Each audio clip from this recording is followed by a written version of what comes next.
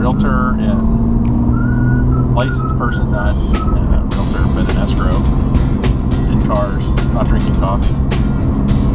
So we could talk about for sale by owner. Hear about for sale by owner? Sure.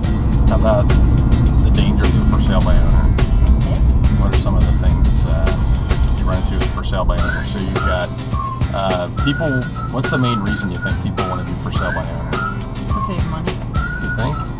Because they think they can do it themselves. Okay. So, a lot of folks think they can sell their own home. They probably have some profession of their own, I'm sure, that they do, that I'm sure other people don't do their profession. But people think they can sell their own home. I don't think I can. We always joke, this is like the typical thing when people say about for sale by owners. Well, I don't perform surgery on myself, so why should people try to sell their own home? Now, selling homes isn't surgery. Right. Actually, our son does surgery. Yes, he does. Yeah. So, not a simple thing. He went to school for like 6 years for that. So that's not a simple thing. So I'm not going to compare surgery to being a real estate professional, although everybody has their own skill level. Folks try to sell their own home, and then there's a lot of things they don't realize about selling their home that can cause all kinds of trouble. So first off, I think there's a safety and security issue about selling your home, don't you think? Yes, there is. So what's the danger there, you think? I would be afraid that I could get into legal problems if I misrepresented something. Right. So, you go to sell your own home, and there's things that are required that we as realtors do. Right off the bat, we require people to fill out a seller's property disclosure. State law, if I recall correctly, state law, I think it's a state law that requires it. I mean, I know we do it as part of our practice, but state law requires that you collect, that the seller fill out a seller's disclosure. There's some exceptions to that, and they're on the back of the forms that we actually fill out. They were on the back of the forms. Now they're on plain paper forms, and actually describe some instances where, if you're an executor of an estate and you never lived in a property, don't have any knowledge, you would, be exempt from having to fill out that seller's disclosure.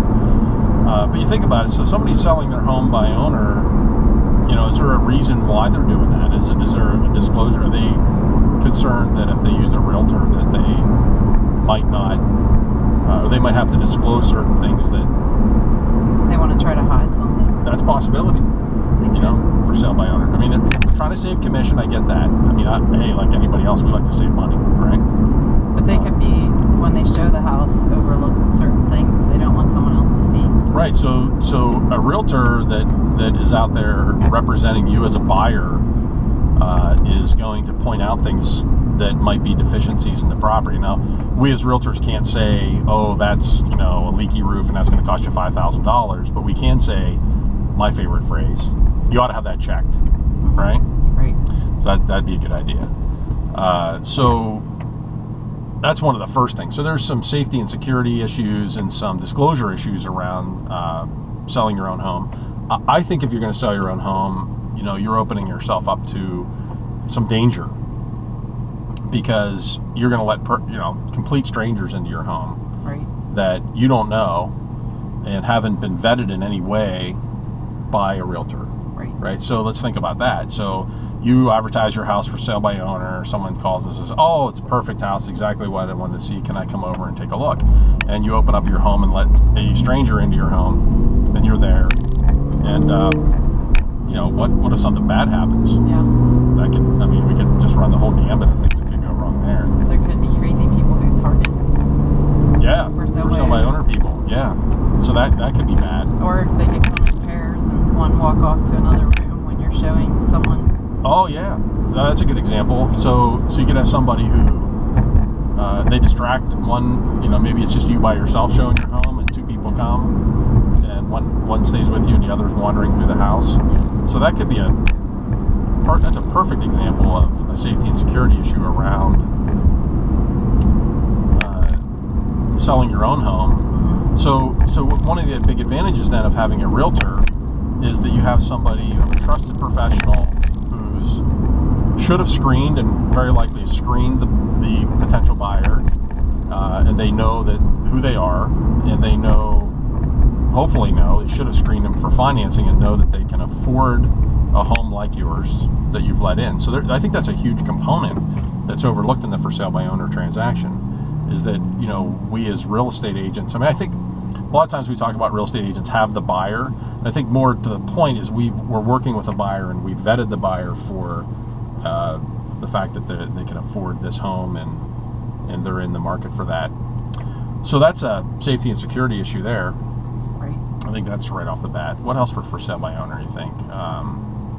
So you could have people, you could be showing your house to people who say they can afford the house, but how do they prove that? And then just the whole financing issue.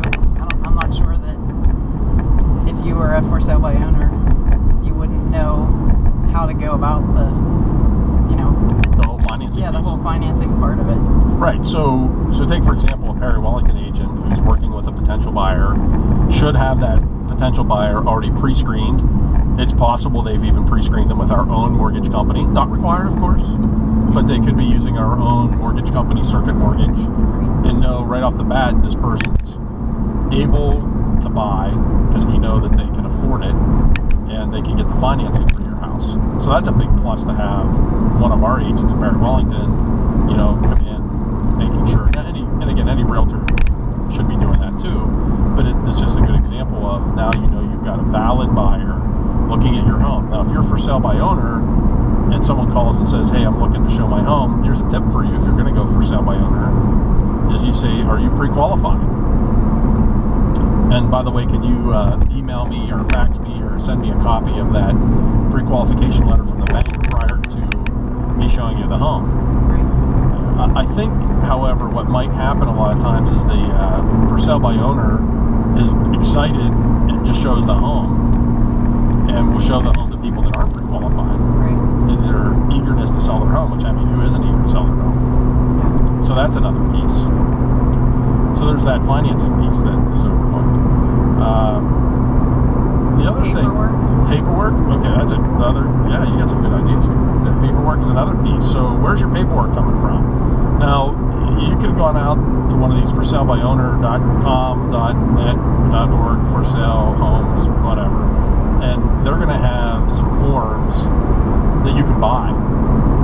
So you have to pay for that.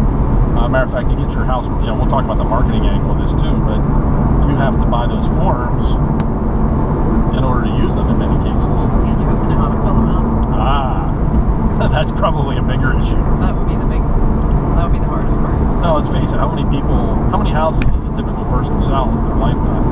A handful. We bought a few and I still don't know what they're for. Yeah, so you'd have to sit down and get some help to fill out those forms. A simple mistake on one of those forms could create a real problem for you. Those are legal binding agreements. That's right. And if you mess up... So you would still have to have someone look at them if you wanted to be safe. Right, so now you got attorney fees. Right. Because that's the only... as a real estate agent, I'm not going to be able to give you advice on your transaction because I don't represent you in the transaction. So I'm not going to get myself in a position of practicing law if, in fact, I don't represent you. So I think it's important to, have that whole piece taken care of. So now you get this whole legal angle. So now, if you do it right, now you're going to have an attorney look at them. That's more money. Just about the for sale by owner. Oh, yeah. For sale by owner. We should stop in and see that. By the way, we're headed to the, what do they call these things down in Canoe Creek? Kilns. The kilns? The ovens? I think they're called kilns that they used to make pig iron. Is that what they did? Back in the day? They called them pig iron, I think. Okay. They were pigs. That's kind of funny. I wonder why they got called pig irons. I'm not sure. We should have to look that up. So, a couple of things.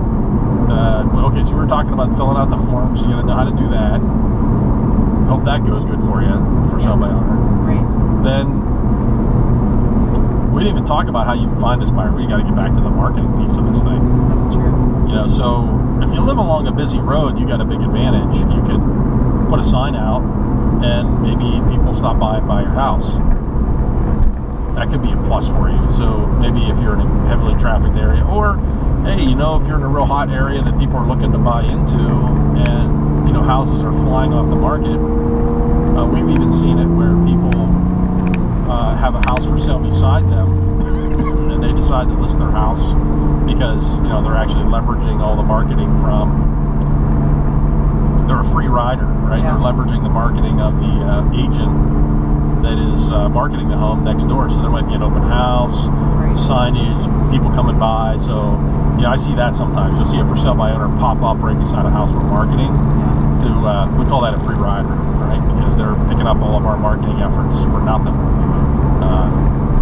I need some free rider stuff too. I wonder if we can get some free rides. That'd be awesome. That'd be nice. Yeah. So you gotta advertise? So if you're really going to do this, you got to advertise. So how are you going to market your property? Online. So you can pay some money to these for sale by owner sites and get on their site. Some of them will help you get on, like Realtor.com. Zillow now will let you put your house on for free if you're for sale by owner, so you can actually just list my home. So that's kind of cool. So there's some tools out there that help market your house. Trulia, if you can, post them out to Trulia. So there may be some additional things. Craigslist, you could use that. That would be a tool. So there's actually a number of tools that a for sale by owner can take advantage of to help market their property. I think it's probably easier in a lot of ways for sale by owner to do that today. They can put an ad in the newspaper. Wait till they see how much that costs. I know, because we put a lot of ads in newspapers still. In these markets, a lot of these markets we're in, newspaper is still an effective tool. It's a quasi-effective tool. So sellers love to look at their house in the paper. They like to see their house in the paper. They'll use us as a realtor because they see that we advertise in the paper. Buyers are really predominantly online looking for homes. I suppose that there's some people occasionally that look in a paper. I'd like to be able to test that, but unfortunately I can't monkey with the advertising to test it. I'd like to put in different phone numbers and stuff to test that, but the real estate commission doesn't allow those types of things. Even if you put it in the paper, you have to put it there at least a few times, so they're going to get. Yeah, you need some sort of rotation or some sort of, they always tell you in advertising, it's important that you're top of mind, that you actually have a couple of events there. That's going to get expensive. Yeah, very expensive, very fast. So there's a couple of venues there. I know at Perry Wellington we've got some additional tools. We have a TV show. That's right. Every Friday at 4:30 on our local CBS affiliate, and you can actually go online and see our advertising or our show, which is really like an infomercial. It's an infomercial, but it's really not us plugging ourselves the whole time. It's really more of an informational show that we happen to sponsor. And that's on wearecentralpa.com, so you can go check that out. So, what are some other things? You can check your That we messages. do? No. Okay. Some of the other things that for sale by owner is going to be faced with as they're marketing their property. How about they get a deal signed with a buyer and the deal falls through? The buyer backs out. Or the buyer backs out. Now what are they going to do? What if the buyer has a house to sell? Do we turn here? Okay. Is this where we're going to turn to go to those Sounds like a guns? good place. Yes. Alright, so we're going to try here. We're going to go to the Canoe Creek State Park. And back in here are some kilns that we can go back in. Right back in, and they're part of the park. It's big, lots of fishing back here. So the buyer could back out. Buyer could back out. Now you got a whole dispute on your hands. You're probably upset. Buyer backs out. Then what are you going to do about deposit money? And I'd still be worrying about the whole financing issue, because how do you know that that's happening? How do they check on that? Right. Yeah, so now you're going to have, it'd be a good idea to have a good relationship with their lender to get information about that. So if you're the seller in this for sale by owner situation, You have to know a lot about banking, a lot about real estate. yeah. I mean, I guess if everything goes super smooth, I mean, maybe it's not a big deal, but how many things go super smooth these days? I know even with a bunch of realtors involved, it's challenging. So the bank, okay, so getting the contract piece, fulfilling the contracts, you got a bunch of pieces in there that we manage as realtors. the inspections. So the buyer's going to want to have the property inspected for sure. Right. And that's got to get managed. So what happens with the buyer? If the buyer, by the way, goes into a for sale by owner transaction and doesn't have their own representative, they're on their own, boy, could they be in for a world of hurt. You know, buyers can actually hire a realtor and pay them themselves, which a lot of buyers probably don't like the idea of that. But if they get burned in a transaction, I'm sure they'd love it a whole lot more. The commission can actually be paid for the buyer's agent. It can actually be paid by the seller. So the seller can agree to pay commission. Often when I represent a buyer that wants to look at a for sale by owner property, we will actually represent that buyer and ask the seller to pay our commission, and we get pretty good compliance. Sometimes they'll pay it. You know, sometimes they'll tell you, nah, I don't want to work with a real estate agent. That's why I decided to go for sale by owner. And you know, we'll usually figure out a way to get, try to get our compensation so that we get paid for the help that we give to the buyer and represent their interest. But it's very important for that buyer to have an advocate in this situation. So the seller, if you look at this from the seller's point of view, they've got to project manage all of these efforts. So they got to project manage while they're working a full-time job. Oh yeah. I'm guessing they probably have a job. That's a good point. Yeah. So they have a full-time job and they're project managing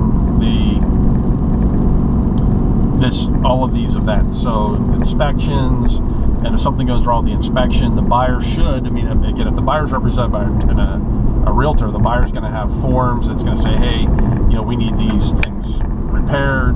Here's our reply to the inspection we did. We need you to fix this, this, and this.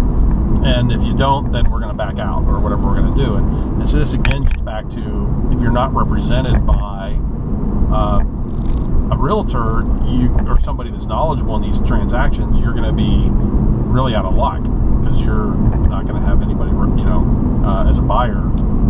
How do you manage that piece? Yeah, people must rent these cabins this time of year. Huh? This is they got some cabins here at the Canoe Creek State Park. There's lots of stuff going on today. Cabins are That's pretty nice. Education center. Oh, there's a bat on that education center. That's pretty exciting. on our field trip here this year. Yeah. Field trip for what? For third grade? Third grade field trip. There's a lot going on down here. Yes. I didn't realize there'd be so much. I guess maybe drive on my side of the road would be a good start. Okay, so we're talking about project managing the whole park with getting everything done. Yeah. So inspections. Then the lender's gonna, if the buyer's got a lender, which buyer doesn't have a lender? They're gonna require an appraisal, and hopefully that all goes good. If that doesn't go good, again, you got a challenge on your hands. And what do you do if that doesn't go well? Then inspection. Then you got. Say that? Yeah, we talked about the inspections, and then you got some reply to the inspections to deal with there. How do you get down there? I think you have to walk. There's cars down there. That's a whole other section. I think they want you driving on the thing down there. Okay. So there's the whole piece with the appraisal. What if the appraisal doesn't come out the way you expect? Then you got a challenge there. Then you've got the final conditions from the lender. What if there's a problem? They find peeling paint on an FHA inspection. You didn't even know that was an issue. Now you got problems there. So there's a lot of nuances that you've run into that the realtor is going to help you deal with. I just think communicating all this to the buyer is something that, how would you know? How would you know all these things? Communicate these things. Well, here's a simple thing. Like Frankstown Township just announced the sewer ordinance. So you have to have the sewer line tested and inspected before you transact that property, or else you face a fine. Now, how many people know that are selling a house in Frankstown Township? I know Cambria County went through and did a bunch of this, and that was an issue. But how many people know this in these municipalities? They just don't. There's just things you don't know as a typical seller, because you don't transact in this stuff all the time. So, there's just a number of areas that you run into that you just don't, that folks aren't familiar with on a regular basis, that come up, and you really need to know more about these things. I don't know how you get down to the kilns. You have to walk. Yeah. Oh, you have to walk down the kilns? Oh, this is realtors in cars. This isn't realtors walking. We could walk in and come back to the car. Yeah. But it's kind of windy. Yeah, I think we're going to skip that part. So the kilns are going to be, they'll be here again another time. And we'll come back to this. So if you can catch a little bit of the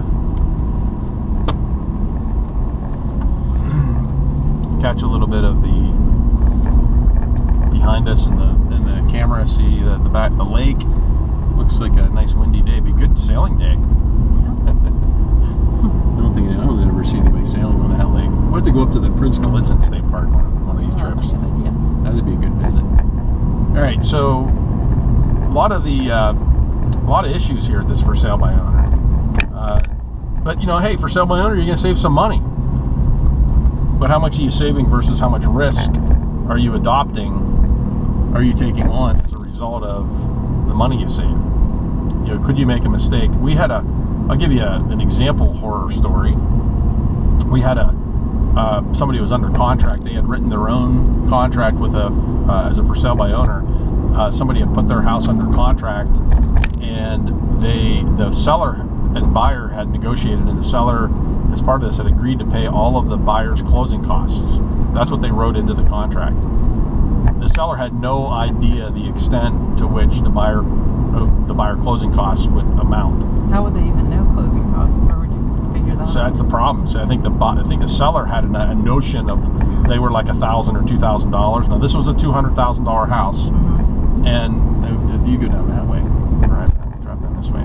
Oh, that's gravel. All right, so it was a $200,000 house, and the seller had no idea that closing costs for the buyer range from 3 to 5% typically. Probably more towards 5% in a lot of cases.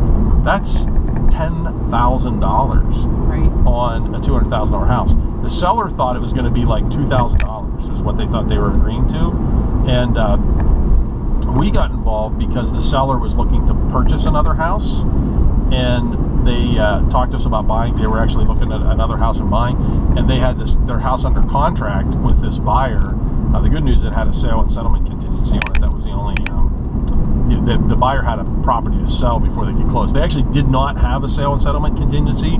They didn't know to write that in, but the buyer couldn't complete the deal because they didn't sell their house. So the deal actually fell apart, but the seller breathed a huge sigh of relief because they didn't realize that they were in for paying $10,000 of the closing costs.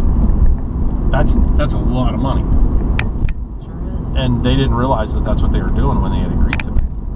So there's real consequences to signing a contract when you don't know what the result is. So what are some other any other for sale by owner things? Expensive to advertise, expensive, if buyers are not flocking to your door and you're finding yourself marketing the property, it's going to get expensive real quick. And how do you know how much more marketing to put into it? The other thing too is it's kind of like a dual agency thing. If you get a couple offers, what are you doing? Like, how are you deciding which offer is the best offer? Well, that's actually an interesting point, because the seller, you have to look at who's representing whom. So we talk all the time about not representing a buyer and a seller. Our individual agents, we don't allow our individual agents who list a home to also represent the buyer for that home. That's by all means, they'll sell the home, but what we avoid is allowing an agent that has a listing to also represent that same, the buyer, and represent that buyer's interest. Now, by all means, we're going to sell the home, but when you have a for sale by owner person, they represent themselves. Anything they tell the buyer. So if you're the buyer, that person's not an objective third party. Right. That person's got every incentive to sell you the house. And I'm not going to suggest that there's shenanigans there, but you can be your own. You can be your own guide as to what's going on there. So a couple of thoughts there. You want to seriously consider whether that's in your best interest or not. So there's another piece I was going to mention. There's the marketing piece. We're going to go back through Turkey Valley. Horses around here. So we came back to Canoe Creek, and now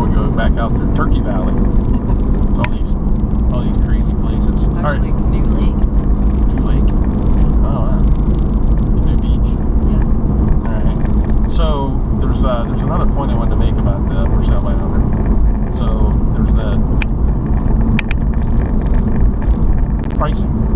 That's what I want to talk about, pricing. Where does the for sale by owner get their price? Do they?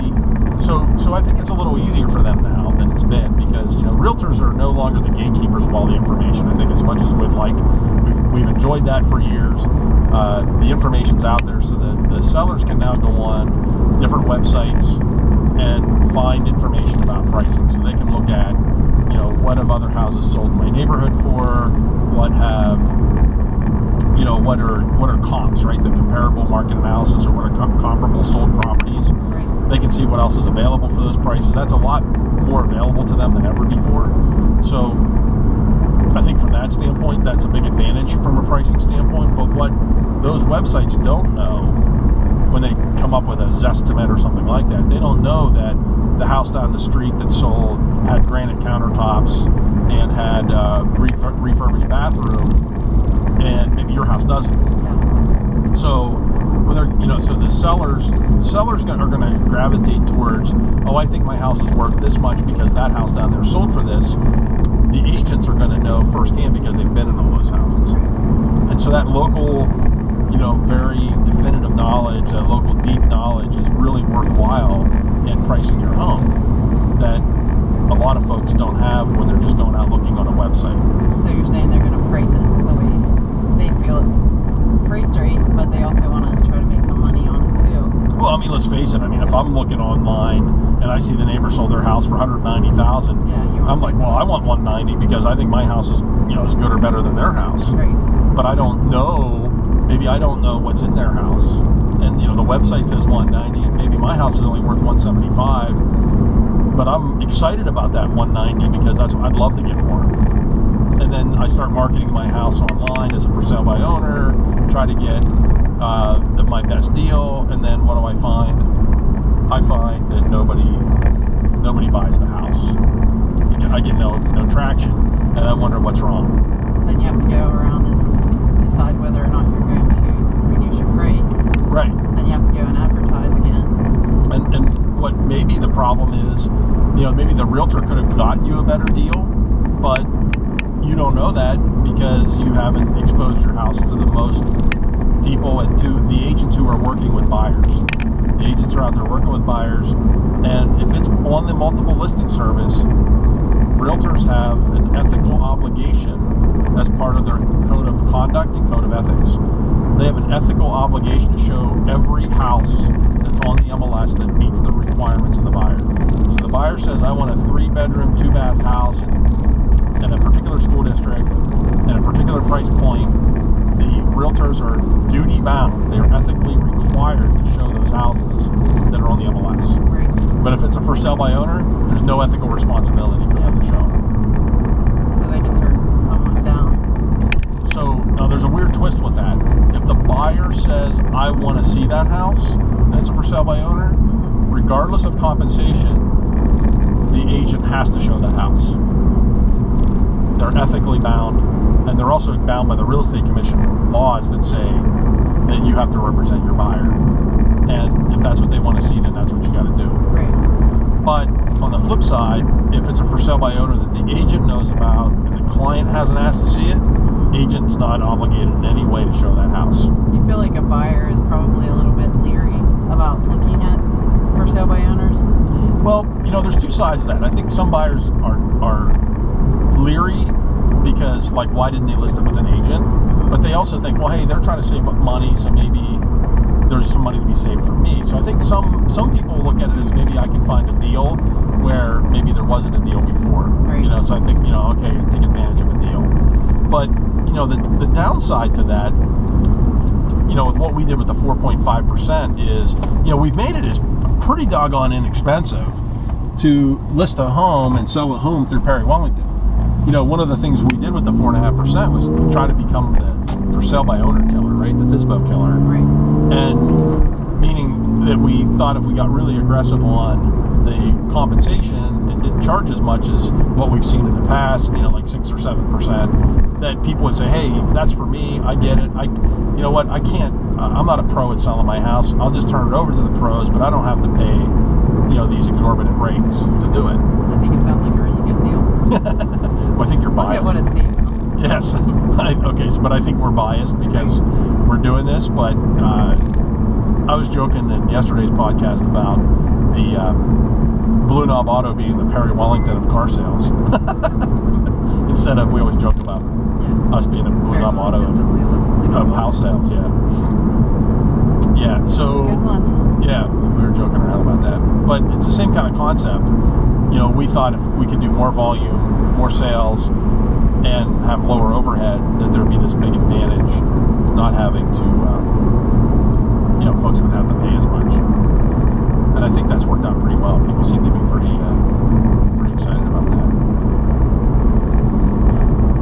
All right, so anything else on the for sale by owner? Let's go up over to Frankstown Mountain.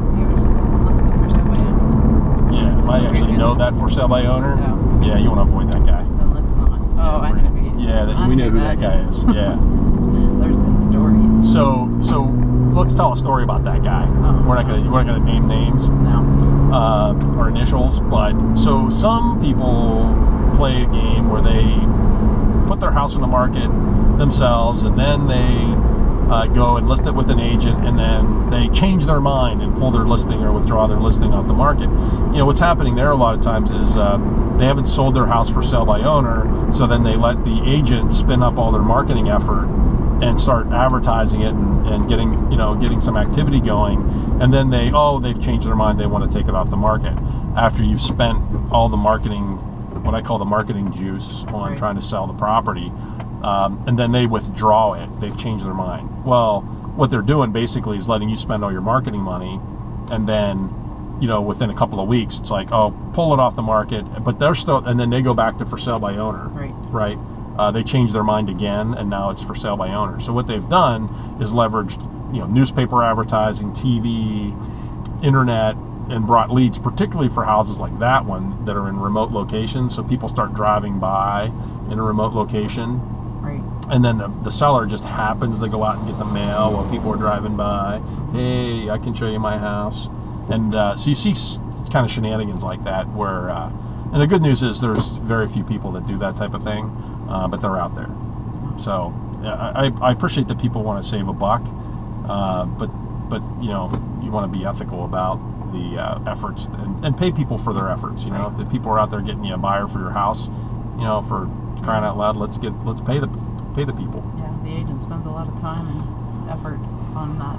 One listing. Yeah, and there's a lot of money spent and expended, and there's ongoing, that weekly, like in some of these markets, those weekly newspaper ads and real estate books and publications. I mean, that stuff is not cheap, and boy, it's, we need to recapture those fees, and it's really nice to be able to sell the house and recapture those fees and get paid the commission that you've earned.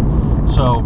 Yes, there's a little bit of shenanigans around that, but fortunately, most people are, happy to sell their home and happy to pay their agent for getting the job done. So that's a little bit about for sale by owner. Any other thoughts on for sale by owner?